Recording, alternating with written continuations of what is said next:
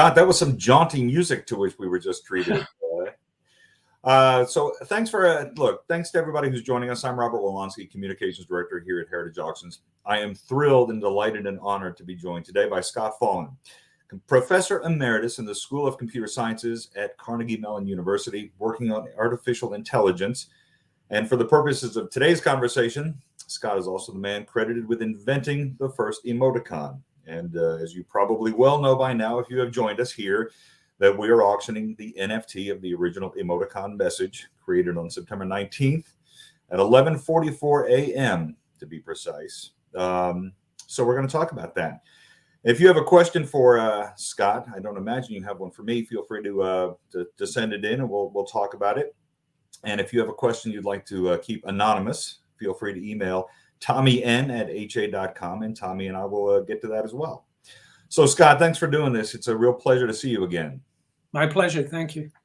You are of all the folks I've interviewed in my 30 years as a journalist before I got here, and now here at Heritage for the last year and a half, certainly probably one of the brightest, most thoughtful, and most charming people I've ever had the opportunity to spend time with. So I'm very excited that we get the opportunity to do this here today.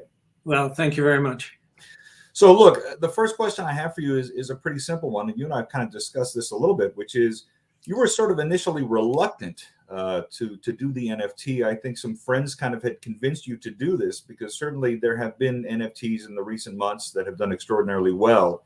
So I want to talk to you about how you get over that initial reluctance. And then I want to talk to you a little bit about what you plan on doing with this, because this is not about a guy looking to get rich. This is about a guy, in fact, trying to finish his book and fund his research on artificial intelligence. So certainly your hope here is certainly altruistic when it comes to the world of scientific research. Right. Well, let's see. I'm an emeritus professor, and that means I'm formally retired. In my case, but I have the right to hang around the department and talk to the students. I can have a parking space if I need one and all those things. It also means that I can now work on what I want to work on, and I'm actually focusing primarily on continuing the AI research I was doing before. Everyone's heard that artificial intelligence is super popular right now. It's exploding. There's a lot of money, but it's a different kind of AI than what I'm working on. So it's been kind of a tough struggle to work on the aspects of the field that I think are most important. So now I'm free to do that, but it would be nice to have some extra funds to pay assistantships for grad students and things like that, build up a larger research group. So how did you get over your initial reluctance to doing this? I mean, or skepticism, I shouldn't say reluctance. You certainly, I assume at some point were like, why would anybody be interested in that? And certainly there has been an explosion in the popularity of NFTs, especially when it comes to key moments in computer history. Yeah, it was never a reluctance. I'd never heard of NFTs. I'm not a collector of much of anything except old books and papers, I guess. And that gorilla behind you. And oh yes, I have the collectible. I think I've had this guy since I was 9. You know, you wind him up and but don't start. I didn't know what an NFT was. I knew all about blockchain and Bitcoins and those things, but I'd never heard of NFTs. Then there was this big sale in March that made all the news with people making huge amounts of money. And some later sales of things that were important in the history of computing, the first tweet, the code for the World Wide Web from Tim Berners-Lee. And a couple of people said, hey, you should do this with the smiley message, just friends of mine. And I said, well, I don't know what this is about, so I'll have to go read about it one day. And then Heritage contacted me and said, hey, this might be a good thing. So that gave me the impetus to really dig in and see what these were about. And initially, it seems kind of silly. You know, you're paying large amounts of money for this magic number that says you own the thing. And then I realized that, you know, if you're making digital art or digital text messages like this. It's a regular artist, you can have the original Van Gogh in your living room, and that's the original thing. They can make copies. There are copies in books. There are copies online. But you own the original, and there was never that thing with digital art. It never, it was sort of no way to, it could be copied endless number of times and every copy was perfect. So that's the problem. So there needed to be a way to say, this is the one and only original. You supported the artist. You own the real one. And there are copies, sure, and the copies are very good. But, a way to create some sort of ownership so that artists and other people who create things of historical interest can be compensated. And I thought, okay, that's a good idea. I don't know if this is the right mechanism, but it looks like it's going to take. It looks like it's going to last. There's certainly been a lot of interest in the last 6 months. Right. Well, so give it a try. Well, it's interesting. The original message was actually lost for the first 20 years after it was created. I believe it was tracked down on the tape 20 years to celebrate the 20th anniversary in 2002. An effort was made to track down that original message, which we have now. That's what's being auctioned. Right. So talk to me about what it was like to have it lost, what it was like to have it found, and now to have it put back into this context, because certainly what we're looking at now is actually the original message in the context of the thread in which it was created. Right. So this was part of we had these bulletin boards online. We were able to send text messages, as you see here, to one another. And it was just what was called the ASCII character set, ASCII. And that's just capital, lowercase letters, numbers, and a few punctuation marks. And the bulletin boards, instead of sending mail to a particular person, you could send it to a bulletin board and everybody could read it. So that was the first social media, really. And only a few people in big computer science universities and research labs had access to this. People didn't have computers in their homes. There was no reason to. And they were very expensive in those days. We had a time-sharing system, and what's in front of you is a character terminal. And it had 24 by 80 array of these standard ASCII characters. So anyway, we were posting things on this bulletin board, and we were talking. So this is a community of science nerds, right? And what we do for fun is crazy discussions about what if you're in an elevator and it goes into free fall? Would a bird get disoriented if they were flying around inside the falling elevator? Would a candle go out because there's no gravity to feed the convection currents as the air heats up? What would happen to a pool of mercury on the floor of the elevator? And one guy had a theory that it would scrunch into a sphere, and because of that motion, it would start to rise within the elevator. Of course, you're falling. And, this is not really the biggest of your problems if you're in a falling elevator, but never mind. It is an excellent point. So we had this long discussion, and you can see the discussion thread online. At one point, somebody said, well, due to recent science experiments, it was above this. Due to recent science experiments, the left-hand elevator can't be used, is out of service because of mercury contamination and a little bit of flame damage, referring to the rest of the discussion. And one of our administrators popped up and said, no, you can't say that. If somebody saw just that message, they'd think it was a real safety warning. And we thought, oh boy, as long as this guy's around, we have to mark everything that's coming. So we were looking for what we were calling a joke marker. And the first idea was an asterisk in the subject line. Right there where it says warning, for example, that's the subject line. And it was just, you couldn't do two-dimensional typewriter art. It was just this string. Well, you could put an asterisk, and that means I'm joking here. This is a joking message, not real. And, but what does that mean? We ought to be able to do better than that. So I was looking for a way to say I'm only kidding. Yeah, looking for a way to say I'm only kidding in just one string of these standard characters. And how can you do that? So I came up, I'm looking at the keyboard. What can we do? You need eyes. And there's the colon, but unfortunately it's the wrong way around. And then I said, well, maybe we'll get people to turn their head sideways. You can make a pretty nice face if you do that. So I posted this now famous message. As you can see, if you read the message, I didn't even proofread it. It's got I proposed that the following character sequence for joke markers. I'd done a little editing and it was sloppy, but that's what the bulletin boards were for in those days. So had I known we were going to be talking about it 40 years later, I'd have corrected the grammar. Well, it's interesting because when you go back and when you read it in context, it's fascinating because it didn't immediately catch on. In fact, there was some pushback about it. You see there, Jeff Schrager's message, signifying a message as a joke is not sufficient. Yeah. Yeah. Well, again, I thought this would amuse the dozen or so people participating in this crazy, mostly late at night discussion, although my message was in the morning.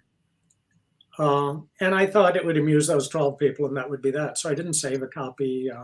We didn't have a lot of disk space in those days. So you didn't save anything that you weren't going to use, but thank God there were backup tapes. So this hung around on the bulletin boards for about a month. That's what they did. And then by the time we saw that this was spreading and people were starting to use it, well, that's interesting. Maybe it'll last a month and not just a day. And it spread all through Carnegie Mellon. And then it spread over the ARPANET, which was a very crude precursor of the internet, to these other computer science universities and labs. And every new university that joined this internet, somebody would send them greeting messages and they'd start talking to their friends at other places. And people at the older places, some of the messages had smiley faces. So people would say, what's that? And then they'd say, oh yeah, okay. And then they'd spread that and it just, as we now say, went viral. By the time we realized that was happening, these things have been put away. And I still didn't think it was going to be historically important. I just thought it was, yeah, that's, over the years, I've changed a lot more than the smiley face has. But as soon as we realized this might have some lasting power, well, it was too much hassle to go get the backup tapes. So I guess we've lost it, but that's okay. And within a couple of years, it had spread to every country in the world. More and more universities were joining this thing that became the internet. There was a link to the UK, there was a link to Japan, there was links to Asia. And wherever it went, the smiley face followed, and the frowny face too. And people were making up new variations, Santa Claus, right, which is asterisk, less than sign, smiley face, and then a hash mark for the beard, and on and on and on. There were dozens of them. People started writing books about all the character-based emoticons. I'm only really responsible for those first two. And the others all descended from mine, but I didn't make them up. What was it like when you started seeing it going viral, when you saw it popping up on other computers, when you heard about it? And was there any part of you that was like, hey, I did that? Yeah. So I was thinking, yeah, that's pretty cool. I remember, I think it was 1991, they had an attempted coup in Russia. They were having all the upheaval of the breakup of the Soviet Union, and Boris Yeltsin was out in front of Parliament on his tank, rallying the crowds. And we had some Russian students and some people on our faculty who'd studied in Russia. They had friends there. And one of the people in Russia sent to one of our people, "It's crazy here, but I'm still safe. My family's still safe," smiley face. That guy showed it to me. Wow, Russia. And we're still okay here, smiley face. We haven't been shot. And that's when I realized, this might, who knows, maybe 10 years from now, I'll still be talking about this. Because this was 7 or 8 years later, I guess. So it's been fun. Every once in a while you see one on a billboard or a TV ad. And one of the local hotels has, they named their names after famous Pittsburghers. Right. So there was Rachel Carson, Silent Spring Ecology, Jonas Salk, who invented the polio vaccine, Roberto Clemente, famous baseball hero for the Pittsburgh Pirates, and the Scott Fahlman room, which... and you were not aware they were doing that, correct? No, I learned about it from somebody. We were up walking our dogs, and somebody said, "Oh, congratulations! So they named this room after you." I still haven't been over there to have a meeting, but I bet I could get a discount. You haven't even been over there to take a picture of yourself in front of the Scott Fahlman room? Well, you know, parking's expensive downtown. Okay. But I wanted to... When did you realize you were going to first actually be credited as the creator? Certainly Guinness World Records credits you as that. In every 5-year, 10-year, 20, 30-year anniversary, Wired or the New York Times or AP or somebody would do a piece about you and the creation of Emoticon. At what point did you realize, oh, this is something for which I actually will get credit, even though you famously did not copyright it? Anyone who used it obviously could use it. It has been used in myriad iterations. Certainly we'll talk about sort of the morphing of emoticon to emojis in a moment. But when you realized that this was in fact something that was going to be tethered to you, I think you've said on numerous occasions that your obituary will begin with Scott Fahlman, the man who invented the emoticon. Yeah. What was that like? Well, it's been a fun ride. You know, I'd rather be famous for my AI accomplishments, but I'll take this. For a while, you know, people saw these things and started using them, and they had no idea where they came from. But there were, over the years, a lot of people at CMU remembered that original post.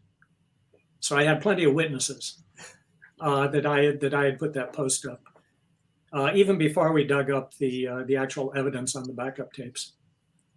And some people said, well, you know, it wasn't really him, but now we've got the proof.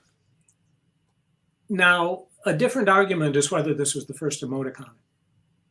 So people, there's a newspaper report of a speech Abraham Lincoln gave with a colon and a parenthesis. I think it was a typo, but it could be read as a I'm joking smiley face. I think it's something he was saying was kind of funny. Right. But there was this open parenthesis at the other end too. So it was a parenthetical remark with for some reason, a spurious colon at the end and then the close parenthesis. So people say, oh, see, you didn't do it. That was an emoticon. Fine. People may have even typed colon minus parenthesis for all I know. This is the one that took hold, took root, and spread, and we could watch it spreading through the network. And so most people accepted that that this had spread out from that original message at CMU. It certainly helped that we dug up the original message.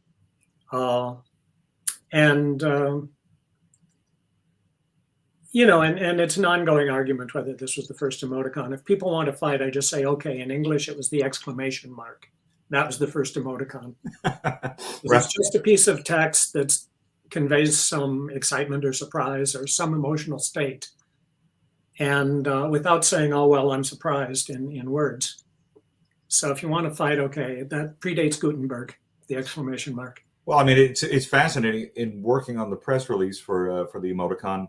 I studied up on all the myriad sort of punctuation attempts over the years. Puck magazine certainly had sort of its own markers. There was a long discussion, but it always comes back to the fact that you are credited for the first common use or most popular use of what we know today as the emoticon. Certainly people had tried it over any number of decades or centuries, but what you landed on was the simplest and clearest and most reasonable use for or explanation of what something was meant to be funny or otherwise.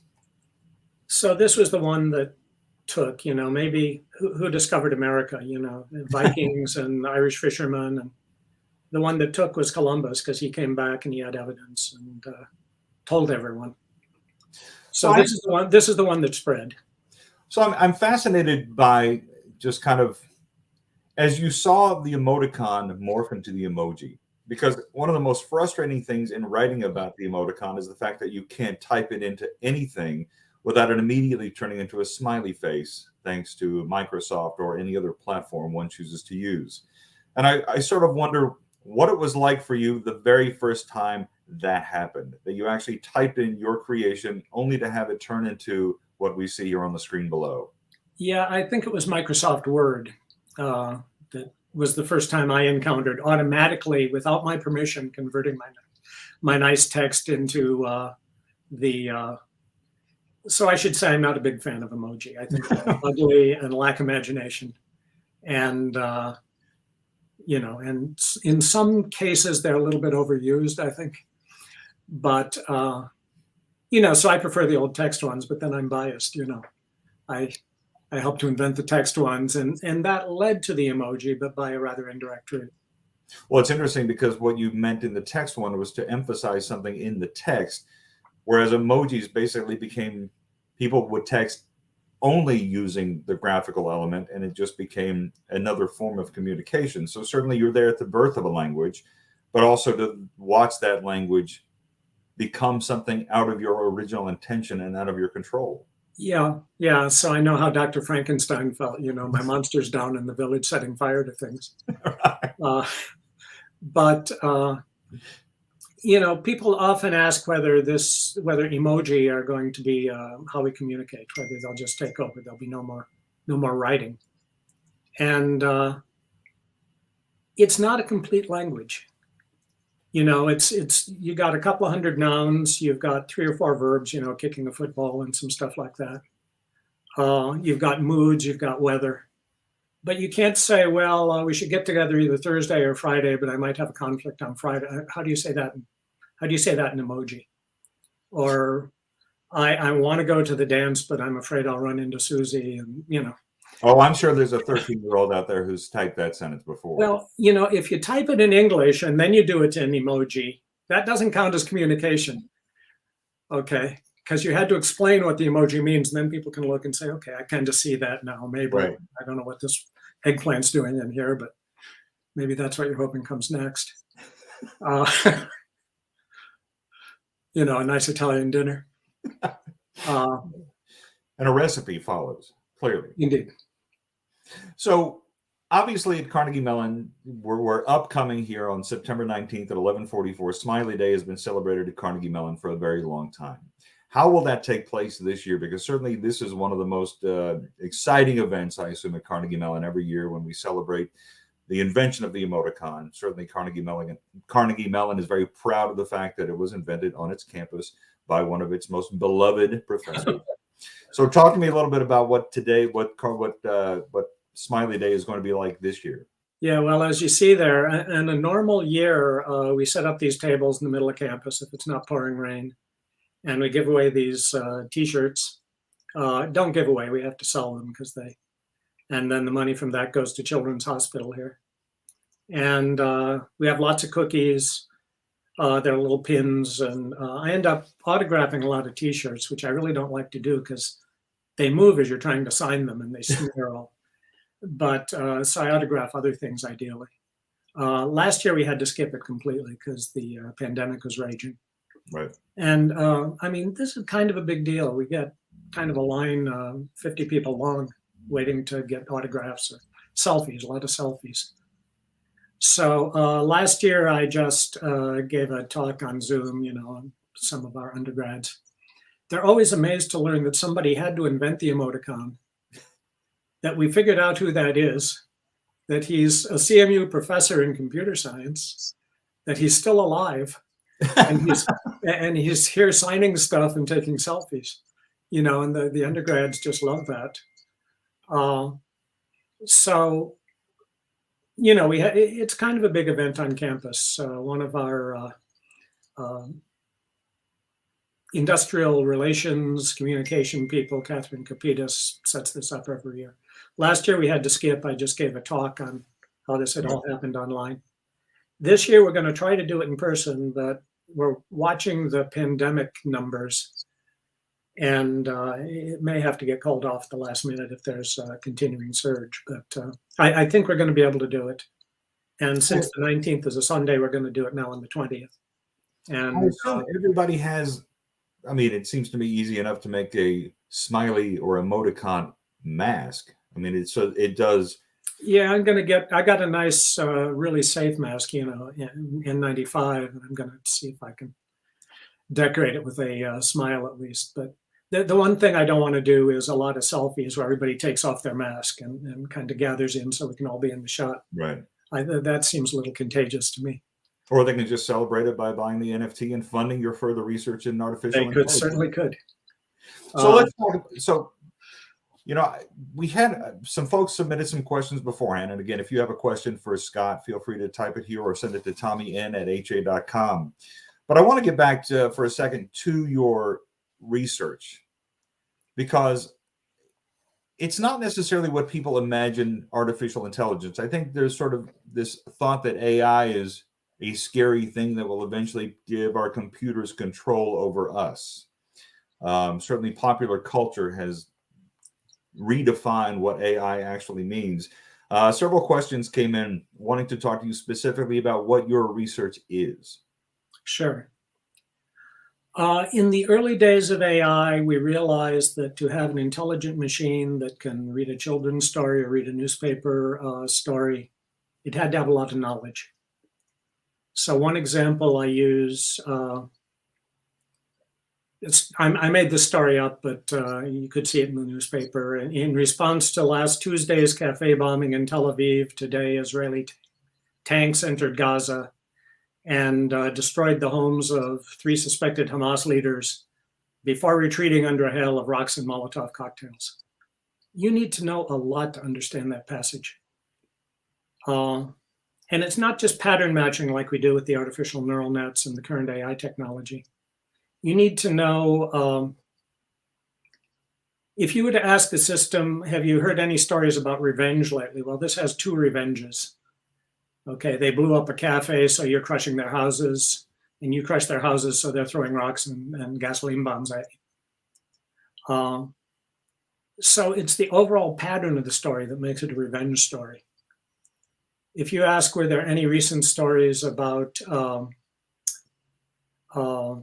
angry Palestinian mobs? None of those words are in that story. We said Gaza, we didn't say Palestinian. You know the history of Israel and Palestine.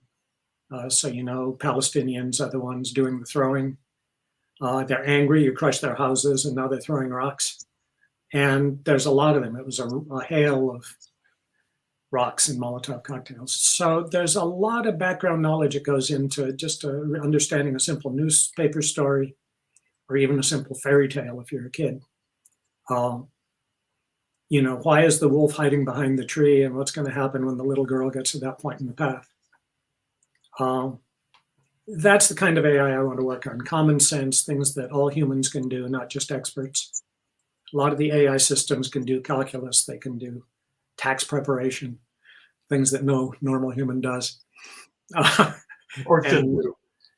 And you know, but just understanding a story, just understanding that some of the groceries you buy have to go in the fridge and others don't. There's so much we need to know, and we need better ways of getting that stuff into the computer and then into the game. Now, this is not the kind of AI that's exploding in popularity right now. That's all vision. That's all speech understanding. They say they're doing text generation, but it's just spewing text that looks like maybe a human wrote it. It's not communicating something from one person to another or one computer to a person. So that's the kind of AI I'm working on. It's not getting a lot of attention or funding right now. There's been such spectacular successes with the deep learning networks that's kind of crowding, sucking all the oxygen out of the room, as we say. Right. So, you know, should this auction be successful enough, I'd love to not only be able to continue my research, which I can do regardless, working on a book.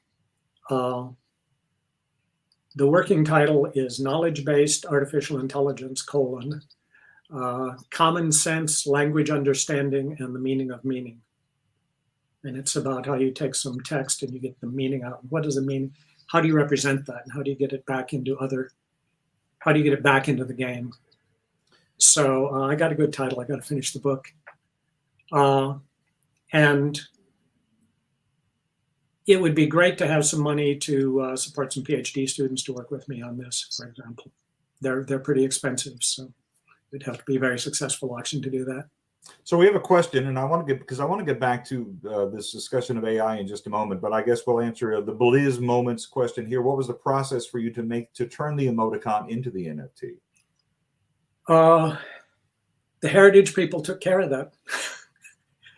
They called me. They said they'd done this before. You know, we can wrap an NFT around this thing, and you know, you give us the rights. You do a few interviews, and they took care of the mechanics. So I don't have to know. Well, basically, there are brokers, there are services that basically do this, and I'm sure Heritage outsourced it. Were you nervous about the process? I mean, it you know, as it left your hands, and to be honest, I don't know who we use for this particular process. That's above my pay grade. But as you were watching this process take place, because as part of this, there are also being offered 2 essays you've written, one on the 20th anniversary of the emoticon, and one for this particular event that also go along with it. But I do wonder, as it was taking place, and as you were seeing this historical moment rendered into an NFT, were you nervous, anxious, excited? Well, the first thing I did was went out and read all about the technology of NFTs and all about the marketing and, you know, previous sales and so on. There are some interesting legal issues. What we're selling is the original, certified by me as the original copy of the original message. That's the primary thing. Right. This does not include, there was no copyright on this message. Back in the days when this was written, if you wanted a copyright, you had to register the thing, and we didn't. I mean, who knew? And it certainly won't interfere with the ability of people to use the smiley or frowny face however they want. It's just owning this collectible, the rights to this message. Right. You know, so there were certain things I had to understand about, you know, if you sell an NFT, how is it treated by the tax people and all that kind of stuff. But no, when there's something I don't understand, I go out and try to learn about it. I was going to say, of all the people who, you know, journalists and professors like to dive into everything they can get their hands on about a particular subject to make sure they know just enough to be very dangerous on the subject. So I'm trying to get past the valley of idiocy here. And Scott, Mauricio, you see Mauricio has a question for you there. Everyone can see the question. So. Okay, well, I don't want this to devolve.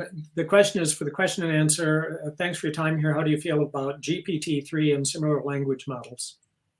So without turning this into a technical seminar, there's a whole category of people who are trying to understand meanings of things by looking at text. And there are certain patterns in the text that if you've seen, I have to go to there are certain particular ways to continue that. And GPT-3 is this enormous program with I want to say trillions of parameters that are tuned on huge amounts of text. So almost you give it the start of a story and it will start spewing out stuff that looks like maybe a human wrote it. I don't find that very impressive. To me, what we're doing here is me taking something in my head and trying to get it into your head and the heads of the people in the audience. I'm having to choose the vocabulary I use. I'd use somewhat different examples and words if I were talking to a hardcore computer scientist, or you know, as or an expert in Bitcoin and all of those things, people who already have all that background. So you have to think when you're communicating, what's the message? How much am I trying to convey? And I can't dump everything I know. So I have to decide what's in your head that I can build a little veneer over of new stuff. So that example I gave about the Israelis and Palestinians, I don't want to stop and explain what a Palestinian is and why they don't like the Israelis and vice versa. I don't want to stop and talk about whether this is an aquarium tank or a scuba tank or you know, you assume it's a military tank, and you've got all this knowledge. So I really want to get to language understanding, meaning there's some language, and I need to get a language independent representation of the meaning. Store it away, mix it with other knowledge, and be able to say new things coming out. There's a lot of text being generated by these models that it makes sense for a while, and then it goes off the rails. It starts saying things no human would ever say.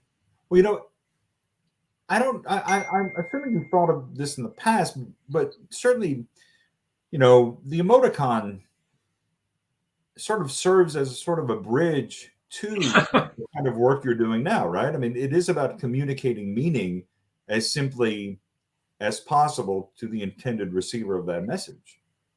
Yeah, the reason we wanted a joke marker is it got to be tedious to say in parentheses, "This is only a joke, don't believe it!" exclamation mark. So we wanted a compact way of saying that, one that would fit in the subject line. So it's about, for certain kinds of communication, it's about creating a very easy way to say that. 3 characters, or these days just 2 characters. But do you see that as a corollary to the work you're doing now? Certainly it's a more simplified and a more fun version, if one were to qualify it that way. But certainly there is a relationship there, is there not? I've been interested in languages for a long time. If you're trying to represent meanings, you have to understand how this is said differently in different languages. If you're trying to understand effective communication, you have to understand what am I assuming about the audience member? Again, if I'm talking to CS grad students, I can say hash table, I can say compiler. They know exactly what I'm talking about. My wife knows that there's a thing called a compiler that I wrote one of once, and I swear at them a lot when they don't work. And that's all she knows. But to her, I can say, Annie knocked the plant over again today, and she knows that Annie is a dog and not a child. I don't have to explain that. She knows who Annie is. I'm surprised she's not barking in the background. And she knows which plant, because I said again. So you've always got to shape the message to the audience.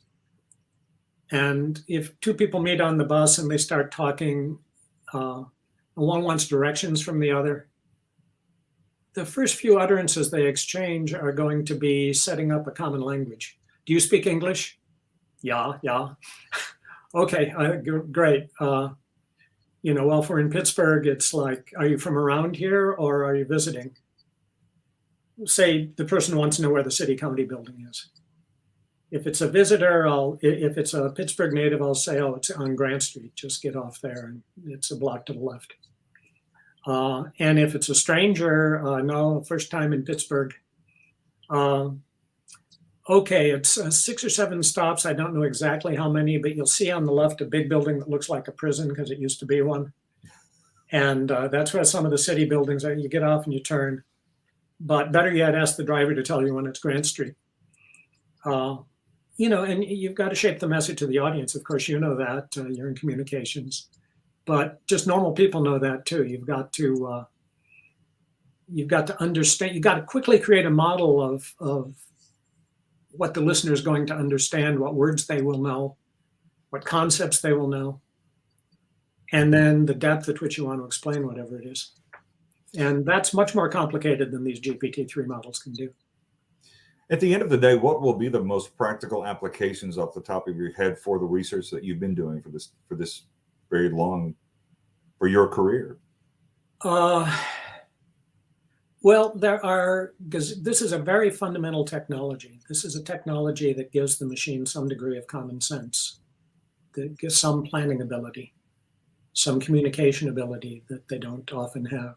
So we'll be able to tell it new things by telling it, and it will be able to use the new things in multiple contexts. It will be able to make reasonable plans, which is what people do, and not optimal plans, which is the best you can possibly do given the rules. It'll be used kind of everywhere. I think it's the missing half of AI. The kind that's generating all the excitement now is recognizing complicated patterns. And then when you see this, you're supposed to do that. And that's what you train the networks to do. Knowledge-based AI is creating knowledge that you're going to use to drive all your decisions and all your understanding. And you add new knowledge, largely in humans, by being told, by reading things, by somebody telling you things. You know, you may have met an elephant in real life, but mostly have been told what elephants are like.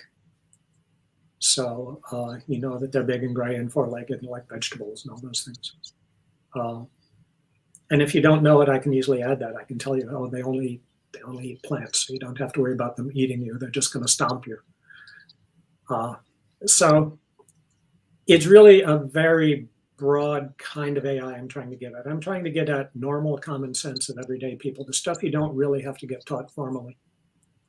And we've been solving AI backwards. The first things we got going on were calculus and matching drugs to medical symptoms and interpreting nuclear magnetic resonance spectrograms to identify chemicals, you know, solving logic problems.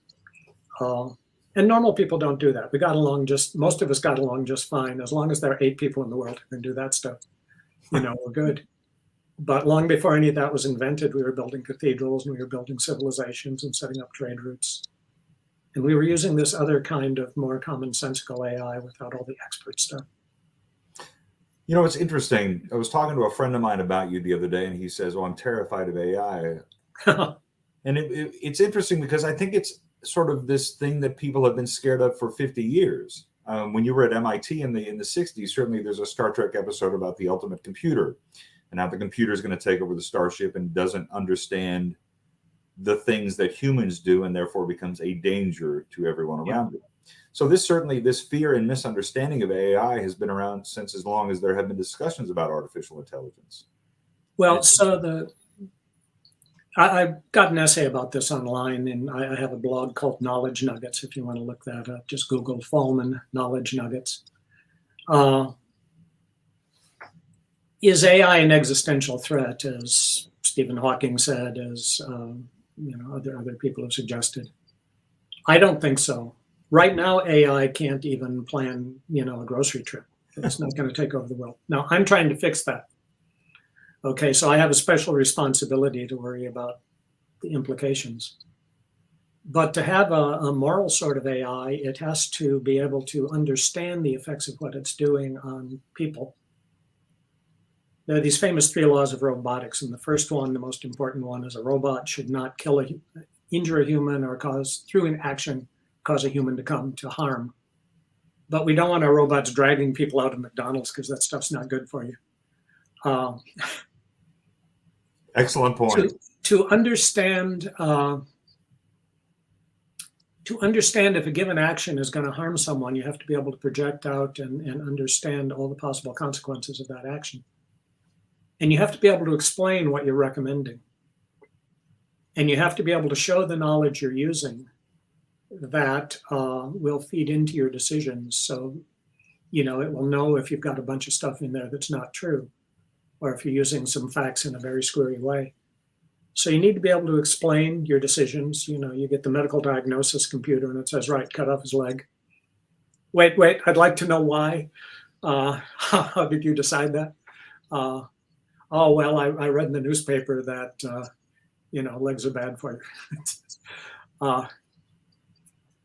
And a lot of AI training sets that people put into these huge learning machines are biased in some way or other. They all came from, you know, if we want to run an experiment on common sense, I can't collect just people at Carnegie Mellon because they have much more technical knowledge than most people and perhaps less common sense. But, you know, you go out and capture some civilians and make them tell you what's going on. Gently, you reimburse them. Right.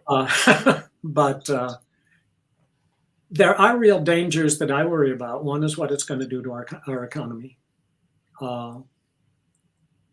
And I think AI, with what we know now, could replace about 1/3 of the human labor that we actually do if we chose to have it do that and make the investment of setting these machines up. And if I'm successful with my work, it may be 1/2 or 2/3. So there'll be a lot less need for humans doing dumb things. There'll still be jobs like my wife is a preschool teacher. That's not going to be taken over by the machines. We're teaching kids to be human. There'll be other jobs caring for one another in various ways. Motivational speakers are not going to be AI system. I thought they already were. A lot, yeah. Well, some of them are wind-up toys, but let's not go there. Like the gorilla. So we got to rethink. We got to think carefully about privacy. How much do we want versus, say, security? Do we want everyone's face to be recognized by a camera everywhere they go? We've got to have some adult discussions about that, and it won't happen over Twitter. There are effects.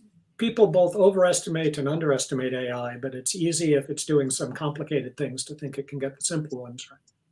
And that's not necessarily true. We need systems that can explain themselves. So there are some real dangers, but I see, even if we had very capable robots that could do planning, if I'm totally successful in teaching them to do that, there's no reason they should have the motivation to conquer the world. And if they even showed tendencies that way, we'd probably hammer it to death before we get rid of that system. Humans evolved as animals, social animals, and we have these urges to mate and sometimes to dominate. Some people want to be the leader of their tribe very badly, and they want to conquer the world. And not everybody is that way, but thankfully. But there's no reason an AI system should have that urge, and we want to make sure it doesn't. And if we can understand what's going on inside, and that's not the case with these neural network deep learning models, then we could see that there's some things in there that are causing antisocial behavior, and we need to fix those.